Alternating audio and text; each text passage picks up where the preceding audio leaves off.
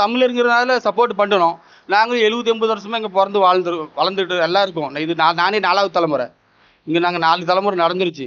இது வரைக்கும் எல்லாத்துக்கும் சப்போர்ட் பண்ணோம். நாம் ஜாதி ரீதியாக சப்போர்ட் பண்ணல, தமிழருங்க இதில் சப்போர்ட் பண்ணோம்.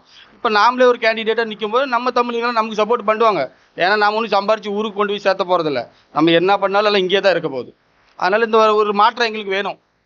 ஏன்னா இந்த சவுத் இந்தியன் சீட்டு கொடுக்கறது எங்களோட சமுதாய மக்கள் 10,000 ஓட்டு இருக்கு. வேற எந்த சமுதாய மக்களும் ஓட்டு இல்லை. சும்மா அவங்க எங்ககிட்ட வந்து பாசத்தால் எங்களை வீழ்த்திட்டாங்க. இத்தனை வருஷம் வருவாங்க, அண்ணன் தம்பிம்பாங்க, எல்லாம் ரைட்டு. அதுக்கப்புறம் 5 வருஷம் எங்களுக்கு தொலைவி தான் நாம் போயாகணும். அவங்க ஒன்றும் எங்களுக்கு பண்ணலை. கவர்மெண்ட் சலுகை பிரகாரம் பார்த்தா வருஷத்துக்கு 3 கோடி ரூபா கிடைக்குது.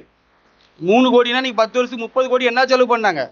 யாருக்கு சொல்லு? இதெல்லாம் நீங்கள் தமிழ்நாட்டில் போங்க, ஒரு வீதிக்கு போனீங்களா உங்களுக்கு கல்வெட்டு போட்டு இத்தனை செலவு இவ்வளோ எல்லாம் இங்கே வருஷத்துக்கு 3 கோடி ரூபா என்ன செலவு பண்ண எங்கேயோ போர்டு காமிங்க, நாங்கள் ஒத்துக்கிறோம்.